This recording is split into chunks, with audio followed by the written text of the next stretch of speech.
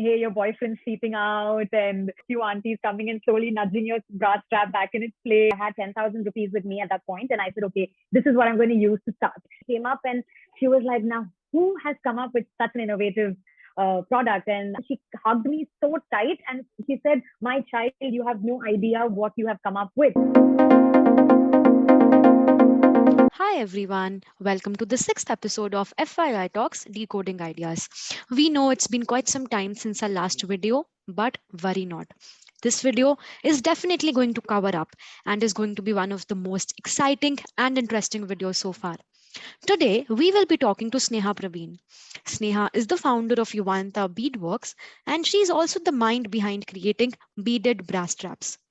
For all the girls and ladies watching this video, Sneha understood our pain of using those uncomfortable and transparent bra straps very well.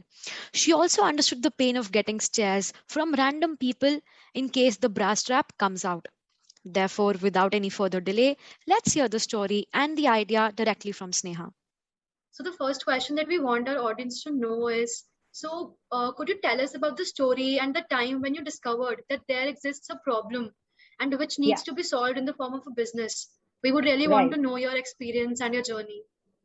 Okay. So I'll quickly take you, to say maybe 2011, right? So I'll quickly take you through that process because that's what led to Uvanta.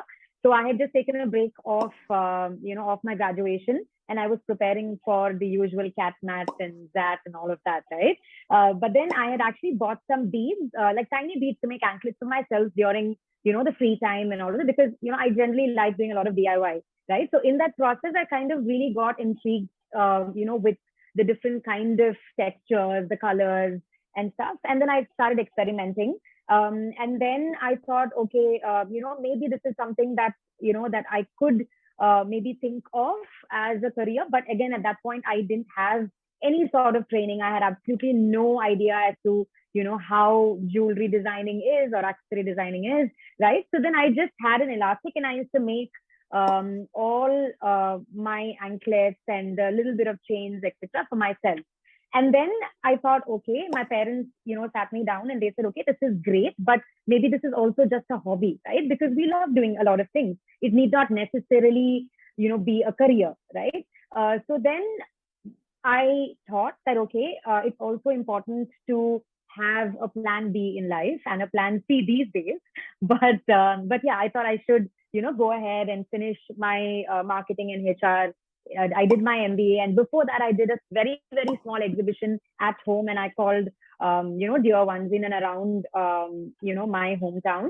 And then I had a very tiny exhibition. Again, all of this is literally with that little bit of exposure that I had with the materials, etc. And then after that, I went in and I did my PGDM in marketing and HR, and I thought I'll do Yuvanta side by side, so that it will eventually, hopefully, reach a point where I feel that I can actually go ahead and dwell into it. But it didn't work out that way, obviously, because college is completely different ball game, right? I mean, it was finally a time when I had to take a decision, and then I sat my parents down and I said, I don't want it to place then Yuvanta something that I'm really passionate about, and I want to see where it goes, right? And eventually, what will happen, right? Like you might fail, but I don't want to not try. And then I went in and I did a very small course of accessory designing. Again, I traveled to Bangalore and I met this lady who was a techie at that point, and she had actually traveled around the world and learned different techniques in jewelry designing. And I didn't want to go and join a jewelry designing course for 2-3 years because I wasn't into precious or semi precious. I still am not, and I don't think that is my forte even now, right? So it was really nice to see a like-minded person like that. And then I, every single day at the studio was a new experience, something new that I could, take back. And that phase was honestly, I think it's the best, so far. And after that was when I actually started my journey with Yuvanta. And I had a scholarship that I had got. So I had 10,000 rupees with me at that point, and I said, okay, this is what I'm going to use to start. And then, of course, that's how Yuvanta started. And then I always knew that. So at that point, I was doing only jewelry. And I knew that I had to bring something new to the table because these days it's all about innovation, right? And jewelry, there are so many brands doing it, and so many brands doing so well. All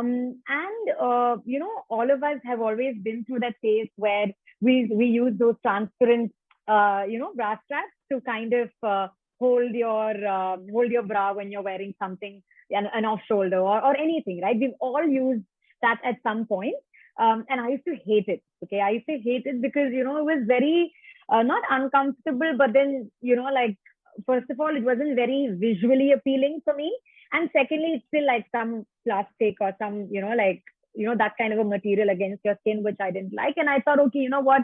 Why don't I try these with these? It'll be a pretty cool product, and it'll be quirky, and it'll be good for, people to kind of use it instead of transparent straps, right? So at that point, it was just a product that I thought will be very fashionable, and I thought it'll be very nice and quirky. So then I actually tested the entire product in Bangalore at a flea market, right? Because flea markets, I think, are the best, right? Like, I mean, all these, exhibitions and flea markets is when you get that one-on-one interaction with customers, and that's when you really know. And I personally feel that it was the best way to test my product. And then, yeah, I mean, it was, it was very, very overwhelming. And that's when I realized that it was not just a product for people, but people had an emotion towards the product. Because, for eons, we've been hiding our bra straps, right? I mean, let's be honest. I mean, I've done that too in the past. We've gone and, we've used code languages in school saying, hey, your boyfriend's sleeping out. And, a few aunties coming and slowly nudging your bra strap back in its place. I mean, I've done that too. And I've looked at people with a smile saying, oh, by the way, you're welcome, right? So that's the kind of mentality that, I think somewhere most of us, we had that, right? And that's when I realized that, okay, this has to change at some point, right? And somewhere our product gave people the confidence to flaunt their straps in a fashionable way, right? So that's when we actually realized the value of the product. And we were like, okay, this is really something that people, could relate to. So yeah, I mean, that was how we started. So, our next question would be, Yeah. the name Yuvanta. Maybe Yeah. you could explain how exactly you thought of that name. Yeah. Plus, what does the butterfly signify in your logo? Right. Okay. I was very clear that I wanted a very Indian name. I wanted the feel of the brand to be very Indian, right? So then we came up with a lot of names, tried Sanskrit, that. We tried everything possible. And like very randomly, me and my mother, we were just sitting and, we were racking our brains out with the name for so many days, and, nothing really, stood out. And very randomly, she was like, hey, what about Yuvanta? And I was like, okay, I mean, that's got a ring to it. And, it kind of has Yuva, that meaning to it as well. And we said, okay, let's just go ahead with Yuvanta. And then the logo, the butterfly logo is, we thought, okay, what is a social butterfly, right? It is someone who is very social and who influences people. And that's what we wanted the brand to be at that point. And we also wanted to show the growth of the brand, from the cocoon to a butterfly, and also the process in general of each and every product that we make. So, for example, the transition of the accessory, right? From, say, the rawest form to what it becomes through the handcrafted process. So that's what, the entire butterfly and the logo means. Yeah, you talked about testing your product in the flea market, right? First Yeah, of all. yeah. And then, so we want to know that when you decided to finally go for it and finally scale the Yeah. business, what was the kind of response that you got from the people? And, Yeah. what were the different strategies that you adopted when you were scaling the business?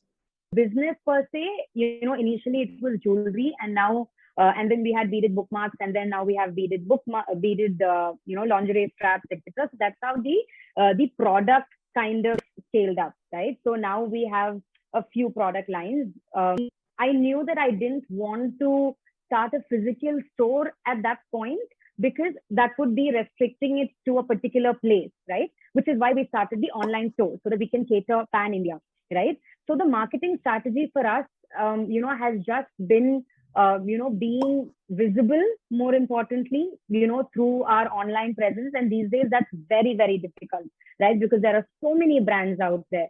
So it is extremely difficult. And as far as the response is concerned, luckily for us, we have been very, very lucky with, the customer feedback. I'll just quickly cite an example that, like during one of the exhibitions, I had, a lady, she must have been somewhere around, say, 65, 70-year-old lady. She came up and she was like, now, who has come up with such an innovative product? And I said, that would be me. And she came and she hugged me so tight and she gave me such a warm hug. And she said, my child, you have no idea what you have come up with. She said, I do not own a strapless bra, but I will buy a bra strap from you and then I will go and buy a bra that will fit that, So that, like such small things really, really matters a lot. That one-on-one interaction that you have with customers, I think that's everything. So for example, even if say Juvanta grows tenfold in the future, I would still want to, sort of take part in say the exhibitions and flea markets. And I would want to sell my own product because, one, the satisfaction when you see, customers like this and their reaction is just priceless. And two, to get direct feedback, right? There is nothing like meeting your customers one-on-one. So, that has been really good. So you mentioned that how you started, like you yourself started this business and then like single-handedly you managed everything in the starting and then you managed to grow on, scale up and then build your own team. So in our latest conversation, which we had with another entrepreneur, he is a founder of more than 15 startups. So there we learned that it's important, to have the right set of people around you, people whom you can trust, people who support you going forward. So, absolutely. So if you could shed some light on how you single-handedly managed everything in the start to how you went on to build your team to having the right kind of people in your team. So let me start that even now, most of the things I handle. So it's not that I have a very big team behind me, but so let me answer it twofold, right? So initially, so my very, very first exhibition that I had, I made all the products by myself because at that point I didn't know what to expect. So I did everything single-handedly for that particular flea market, right? And then when I knew that, that worked, and then I wanted to switch on to say an online business, an e-commerce website and stuff. So then I hired people for manufacturing, right? But everything else was done by me. So be it say social media, be it photography classes, I've taken online. And trust me, girls, I'm telling you this out of experience, you can actually learn anything under the sun through the web, right? You just need to have patience. Of course, there are times when, you get really disheartened because it's, some things you're just not cut out for it. I'm also very lucky to have family and friends who are extremely supportive. So then they kind of get me back on track and they're like, why don't you at least try, right? If you don't try it, then you'll never know if, you'll be able to learn it or not. So yeah, I mean, initially it was literally just me. Luckily, I had a friend who helped me initially and told me how to, create the website. And these days, everything is just so user-friendly. You have so many softwares that you can learn on your own.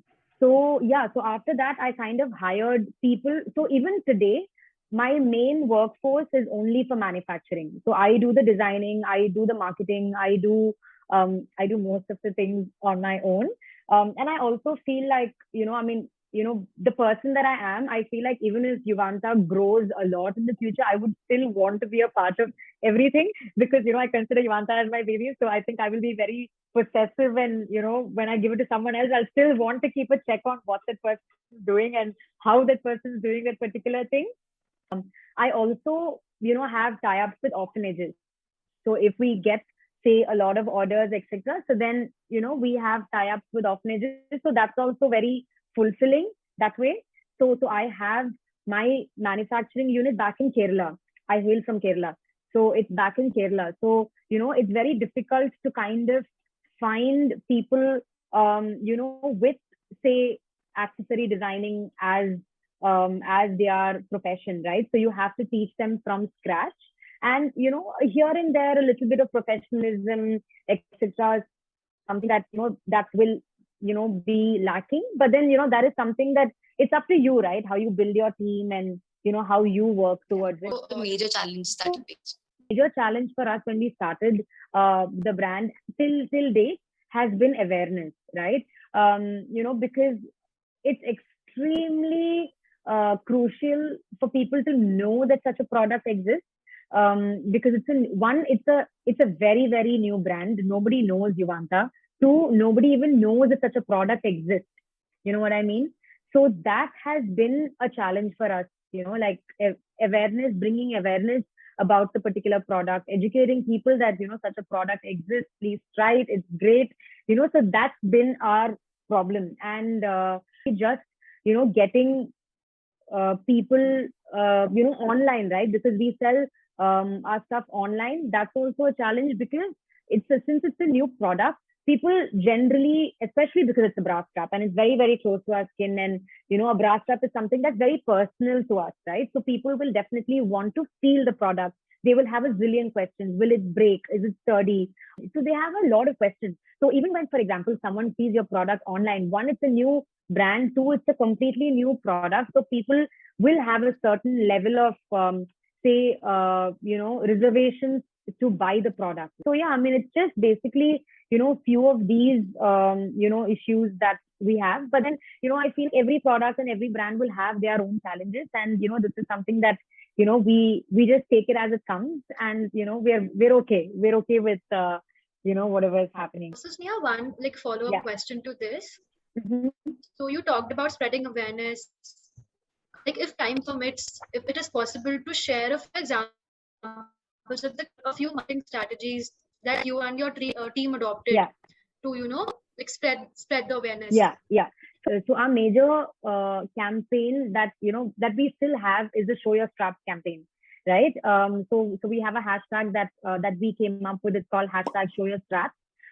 So, we've had, people we in fact just had an Independence Day campaign as well, wherein we had put out a particular, feeler out, and, people who actually had our product, there was a customer from Canada, there was somebody from Dubai, there were a lot of people from India. So they all came up, and, we are trying to spread awareness through our campaign, saying that it is completely okay to normalize your bra strap. So that's what we've tried to focus on. And I think all our campaigns will have the, Show Your Strap hashtag attached to, because I think it's easier for people to, kind of relate to campaigns that way. And, we've had, campaigns wherein, we've used very day-to-day kind of things. Like I said, using code languages, in fact, even wearing matching bras